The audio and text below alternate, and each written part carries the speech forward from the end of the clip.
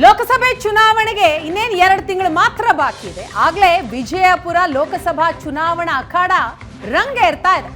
ಹಾಲಿ ಸಂಸದ ರಮೇಶ್ ಜಿಗಜಿಣಗಿ ಅವರಿಗೆ ಈ ಬಾರಿ ಟಿಕೆಟ್ ತಪ್ಪುತ್ತಾ ಆ ಪ್ರಶ್ನೆ ಇದೀಗ ಇದೆ. ಅದಕ್ಕೂ ಕೂಡ ಕಾರಣ ಇದೆ. ವಿಜಯಪುರ ಬಿಟ್ಟು ಕೊಡೋದಿಕ್ಕೆ ಪಟ್ಟು ಹಿಡಿದ್ರ ಜೆಡಿಎಸ್ ವರಿಷ್ಠರು. ಮಂಡ್ಯ ಹಾಸನಕ್ಕೆ ಕೊಟ್ಟ ಮಹತ್ವವನ್ನೇ ವಿಜಯಪುರಕ್ಕೂ ಕೊಟ್ಟಿದ್ದಾರಾ ಎಚ್ಡಿಕೆ? ವಿಜಯಪುರ ಲೋಕಸಭಾ ಅಖಾಡದಲ್ಲಿ ಜೆಡಿಎಸ್ ಅಥವಾ ಬಿಜೆಪಿನ ಈ ಪ್ರಶ್ನೆ ಈಗ ಮೂಡ್ತಾ ಇದೆ. ಕಾರಣ ವಿಜಯಪುರವನ್ನ ಬಿಟ್ಕೊಡೋದಿಕ್ಕೆ ಜೆಡಿಎಸ್ ವರಿಷ್ಠರು ಪಟ್ಟು ಹಿಡಿದಿದ್ದಾರೆ. ವಯಸ್ಸಿನ ಅಡ್ಡಿ ಅನಾರೋಗ್ಯದ ನಡುವೆ ರಮೇಶ್ ಜಿಗಜಿಣಗಿಗೆ ಈಗ ಮತ್ತೊಂದು ಸಂಕಷ್ಟ. ವಿಜಯಪುರ ಜೆಡಿಎಸ್ ಟಿಕೆಟ್ಗಾಗಿ ಪಟ್ಟು ಹಿಡಿದಿದ್ದಾರೆ ಸುನೀತಾ ಚೌಹಾಣ್. ಜೆಡಿಎಸ್ನ ಮಾಜಿ ಶಾಸಕ ದೇವಾನಂದ್ ಚೌಹಾಣ್ ಅವರ ಪತ್ನಿ ಸುನೀತಾ ಚೌಹಾಣ್ ವಿಜಯಪುರ ಲೋಕಸಭಾ ಟಿಕೆಟ್ಗಾಗಿ ಪಟ್ಟು ಹಿಡಿದಿದ್ದಾರೆ. ವಿಜಯಪುರ ಲೋಕಸಭಾ ಅಖಾಡದಲ್ಲಿ ಯಾರು ಸ್ಪರ್ಧೆ ಮಾಡ್ತಾರೆ? ಹಾಗಾದ್ರೆ ಜೆಡಿಎಸ್ ಅಭ್ಯರ್ಥಿನ ಅಥವಾ ಬಿಜೆಪಿ ಅಭ್ಯರ್ಥಿನ? ಭಾರಿ ಕುತೂಹಲವನ್ನ ಕೆರಳಿಸ್ತಾ ಇದೆ ವಿಜಯಪುರ ಲೋಕಸಭಾ ರಣಕಣ. ಕಾರಣ ಜೆಡಿಎಸ್ನ ಮಾಜಿ ಶಾಸಕ ದೇವಾನಂದ್ ಚೌಹಾಣ್ ಪತ್ನಿ ಸುನೀತಾ ಚೌಹಾಣ್ ಅವರು ಟಿಕೆಟ್ಗಾಗಿ ಪಟ್ಟು ಹಿಡಿತಾ ಇದ್ದಾರೆ. ಟಿಕೆಟ್ ವಿಚಾರದಲ್ಲಿ ಮಂಡ್ಯ ಹಾಸನದಂತೆ ಈಗ ವಿಜಯಪುರಕ್ಕೂ ಸಹ ಪ್ರಾಮುಖ್ಯತೆ ಸಿಗ್ತಾ ಇದೆ. ಏಷ್ಯಾನೆಟ್ ಸುವರ್ಣ ನ್ಯೂಸ್ ಎದುರು ಸುನೀತಾ ಚೌಹಾಣ್ ಅಚ್ಚರಿಯ ಹೇಳಿಕೆ ಕೊಟ್ಟಿದ್ದಾರೆ.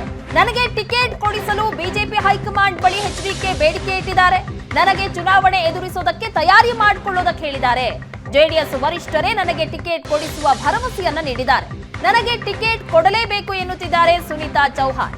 ರಮೇಶ್ ಜಿಗಜಿಣಗಿಗೆ ಟಿಕೆಟ್ ಕೊಡದೇ ಇದ್ರೆ ನನಗೆ ಟಿಕೆಟ್ ನೀಡಿ, ಜೆಡಿಎಸ್ಗೆ ಕ್ಷೇತ್ರ ಬಿಟ್ಟು ಕೊಡಿ, ಇಲ್ಲ ಬಿಜೆಪಿ ಟಿಕೆಟ್ ನೀಡಿ. ವಿಜಯಪುರ ಟಿಕೆಟ್ಗಾಗಿ ಪಟ್ಟು ಹಿಡಿದಿದ್ದಾರೆ ಸುನೀತಾ ಚೌಹಾಣ್. ಏಷ್ಯಾನೆಟ್ ಸುವರ್ಣ ನ್ಯೂಸ್ ಜೊತೆ ಮಾತನಾಡಿದ್ದಾರೆ. ನನಗೆ ಟಿಕೆಟ್ ಕೊಡಬೇಕು ಅನ್ನುವಂತಹ ವಿಚಾರವನ್ನ ಈಗಾಗಲೇ ಬಿಜೆಪಿಯ ಮುಂದಿಟ್ಟಿದ್ದಾರೆ ಎಚ್.ಡಿ. ಕುಮಾರಸ್ವಾಮಿ ಅವರು. ಅದರ ಜೊತೆಗೆ ನನಗೆ ತಯಾರಿಯನ್ನ ಸಹ ಮಾಡಿಕೊಳ್ಳಿ ಅಂತ ಹೇಳಿದ್ದಾರೆ ಅನ್ನುವಂತಹ ಹೇಳಿಕೆಯನ್ನ, ಅಚ್ಚರಿಯಾದಂತಹ ಹೇಳಿಕೆಯನ್ನ ಈಗ ಸುನೀತಾ ಚೌಹಾಣ್ ಏಷ್ಯಾನೆಟ್ ಸುವರ್ಣ ನ್ಯೂಸ್ ಎದುರು ಹೇಳಿಕೊಂಡಿದ್ದಾರೆ. ಜೆಡಿಎಸ್ ಜೊತೆಗಿನ ಬಿಜೆಪಿ ಮೈತ್ರಿ ಬಳಿಕ ಈಗ ಜೆಡಿಎಸ್ ಕೂಡ ವಿಜಯಪುರದಲ್ಲಿ ಟಿಕೆಟನ್ನು ಕೇಳ್ತಾ ಇದೆ. ಇಲ್ಲ, ಟಿಕೆಟ್ ನಮಗೆ ಕೊಡಬೇಕು, ನಾವು ಕೂಡ ಸಮಬಲದಲ್ಲಿದ್ದೀವಿ ವಿಜಯಪುರ ಜಿಲ್ಲೆಯಲ್ಲಿ, ಹಾಗಾಗಿ ಟಿಕೆಟನ್ನು ನಮಗೆ ಕೊಡಿ ಅನ್ನುವಂಥ ಮಾತನ್ನು ಜೆಡಿಎಸ್ ಅನ್ನೋರು ಕೇಳ್ತಾ ಇದ್ದಾರೆ. ಅದರಲ್ಲೂ ಕೂಡ ಸುನೀತಾ ಚೌಹಾಣ್ ಅವರು ಒಂದು ಹೆಜ್ಜೆ ಮುಂದೆ ಹೋಗಿ, ಒಂದು ನನಗೆ ಜೆಡಿಎಸ್ನ ಟಿಕೆಟನ್ನು ನಮ್ಗೆ ಕೊಡಿ, ಇಲ್ಲದೆ ಹೋದರೆ ಬಿಜೆಪಿ ಟಿಕೆಟ್ ಆದರೂ ನಮ್ಗೆ ಕೊಡಿ, ನಾವು ಅದನ್ನು ಎದುರಿಸ್ತೀವಿ ಅನ್ನೋ ಒಂದು ವಾದವನ್ನು ಇಡ್ತಾ ಇದ್ದಾರೆ. ಮತ್ತೊಂದು ಕಡೆ ಒಂದು ಬೇಡಿಕೆಯನ್ನು ಇಡ್ತಾ ಇದ್ದಾರೆ. ಮೇಡಮ್, ಯಾವ ರೀತಿಯಾಗಿ ನೀವು ಟಿಕೆಟ್ಗೆ ಆಗ್ರಹವನ್ನು ಇಡ್ತಾ ಇದ್ರಿ? ಈ ಬೆಳವಣಿಗೆಗಳು ಹೇಗಿದೆ ಮೇಡಮ್? ಈ ಬಾರಿ ನಾವು ಸುನೀತಾ ಚೌಹಾಣ್ ಅವ್ರಿಗೆ ಕೊಡಲೇಬೇಕು, ಬಿಜಾಪುರ ಕೇಳಲೇಬೇಕಂತೇಳಿ ಕೇಳ್ತಾ ಇದ್ದಾರೆ. ಅವರು ಬಲವಾದಂಥ ಒಂದು ಬಿಜಾಪುರ ಜಿಲ್ಲೆ ಟಿಕೆಟ್ ಕೇಳಿದ್ದಾರೆ. ಹೌದು ರೀ, ಕುಮಾರಣ್ಣವರು ಕೇಳಿದ್ದಾರೆ ರೀ, ನಮ್ಮ ದೇವೇಗೌಡರು ಸಾಹೇಬರು ಕೇಳಿದ್ದಾರೆ ರೀ. ಹೌದು, ಜೆ ಡಿ ಎಸ್ ಬಿಟ್ಟು ಕೊಡಬೇಕು ಅನ್ನುವಂಥದ್ದು ಕೇಳಿದ್ದಾರೆ ರೀ. ಯಾಕಂದರೆ ಬರೀ ಉತ್ತರ ಕರ್ನಾಟಕ ಬಿಟ್ಟು ಬರೀ ದಕ್ಷಿಣ ಕರ್ನಾಟಕ ಕೇಳಿದರೆ ಇಲ್ಲಿ ಏನು ಜೆ ಡಿ ಎಸ್ ಓಟ್ಗಳು ಏನು ಮಾಡ್ಬೇಕ್ರಿ ನಾವು? ಅಲ್ಲ, ಅದಕ್ಕೆ ಪಕ್ಷವನ್ನು ಕೂಡ ಪರಿಗಣನೆ ತಗೊಳ್ಳೇಬೇಕಾಗುತ್ತೆ. ಒಂದು ಕ್ಷೇತ್ರವನ್ನು ಜೆ ಡಿ ಎಸ್ಗೆ ಬಿಟ್ಟು ಕೊಡಿ ಅಂತ ನೀವು ಕೇಳ್ತೀರಾ, ಅಥವಾ ಟಿಕೆಟ್ ಬಿಜೆಪಿ ಟಿಕೆಟ್ ಆದರೂ ಕೊಡಿ ಅಂತ ಕೇಳ್ತಾರೆ? ನಿಮ್ಮ ವಿಚಾರ ಏನಿದೆ ಅಂತ, ಯಾವುದು ಅನುಕೂಲ ಆಗುತ್ತೆ? ಮೈತ್ರಿ ಇರುವುದರಿಂದ ಇದರಲ್ಲಿ ಭಿನ್ನಾಭಿಪ್ರಾಯ ಬರೋದಿಲ್ಲ ರೀ. ಬಿ ಜೆ ಪಿನೂ ಭಿನ್ನಾಭಿಪ್ರಾಯ ಬರೋದಿಲ್ಲ ರೀ, ಜೆ ಡಿ ಎಸ್ನು ಭಿನ್ನಾಭಿಪ್ರಾಯ. ಎಲ್ಲರೂ ಸೇರಿ ಒಮ್ಮತದಿಂದ ನಮ್ಮ ಇನ್ನೊಮ್ಮೆ ನಾವು ನರೇಂದ್ರ ಮೋದಿಜಿಯವರ ಪ್ರಧಾನಮಂತ್ರಿಯನ್ನಾಗಿ ಮಾಡುವುಗೋಸ್ಕರ ಒಂದೇ ನಿಟ್ಟಿನಲ್ಲಿ ನಾವು ಸಾಕ್ತಾ ಇದ್ದೀವಿ. ಇರುವಾಗ J D S B J P ಯಾವುದು ಬರೋದಿಲ್ಲ ರೀ.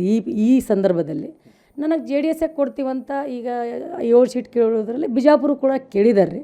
ಒಂದು ವೇಳೆ ಕೊಡದೇ ಇದ್ದರೆ ನಮ್ಮ ಕ್ಯಾಂಡಿಡೇಟನ್ನು ಬಿ ಜೆ ಪಿದಿಂದ ಕೊಡಿಸುವಂಥ ಪ್ರಯತ್ನವನ್ನು ಕೂಡ ಮಾಡ್ತಾ ಇದ್ದಾರೆ, ಇಲ್ಲಂತಲ್ಲ. ಮತ್ತು ಯಾವ ರೀತಿ ಬೆಳವಣಿಗೆ ಆಗುತ್ತೆ ಇನ್ನು 2-3 ದಿವಸದಲ್ಲಿ ಗೊತ್ತಾಗುತ್ತೆ ರೀ. ಅದು ಬಿಜೆಪಿ ಟಿಕೆಟು ನೀವು ಬೇಕಂತೀರಿ? ನಾನು ಹೇಳಿಲ್ಲ, ಅವ್ರು ನಮ್ಮ ವರಿಷ್ಠರು ಕೊಟ್ಟರು. ಎರಡೂ ಪಕ್ಷ ಒಂದೇ ಅಂತ ಹೇಳುವಾಗ ಇದು ಎಡಗೈ ಬಲಗೈಯಲ್ಲಿ ವ್ಯತ್ಯಾಸ ಏನೇ ಬರುತ್ತೆ ರೀ. ಅದು ಒಂದು ಕಾಲು ಹೆಜ್ಜೆ ಮುಂದೆ ಅಂದರೆ ಇನ್ನೊಂದು ಕಾಲು ಮುಂದೆ ಹೆಜ್ಜೆ ಬರೋದೇ ಬರೋದು. ಬಿಜೆಪಿಯಲ್ಲಿ ಜಿಗಜಿಣಗಿ ಅವರಿದ್ದಾರೆ, ಅವರು ಹಿರಿಯ ನಾಯಕರು, ಮುಖಂಡರು, ಹಿಂದೆಲ್ಲ ಕೇಂದ್ರ ಸಚಿವರಾಗಿದ್ದಂಥವ್ರು. ಈಗ ಅವರು ಕೂಡ ಟಿಕೆಟ್ ಕೇಳುವಂಥದ್ದು ಸಹಜ. ಅದು ನಾನು ಕಳೆದ ಬಾರಿ ಅಂತರದಲ್ಲಿ ಗೆದ್ದಿದ್ದೀನಿ, ನನಗೂ ಕೊಡ್ರಿ ಅನ್ನೋಂಥದ್ದು. ಈ ನಡುವೆ ನೀವು ಕೂಡ ಕೇಳ್ತಾ ಇದ್ದೀರಿ.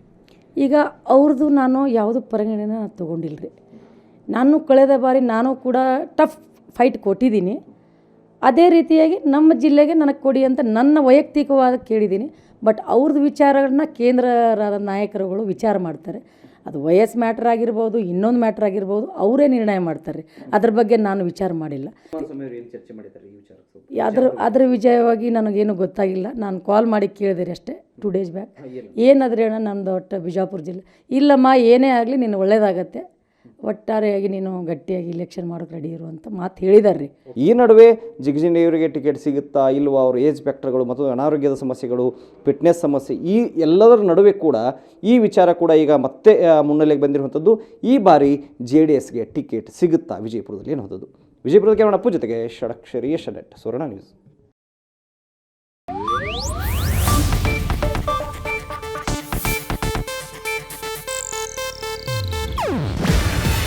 ಇದು ಏಷ್ಯಾನೆಟ್ ನ್ಯೂಸ್ ನೆಟ್ವರ್ಕ್ ಪ್ರಸ್ತುತಿ.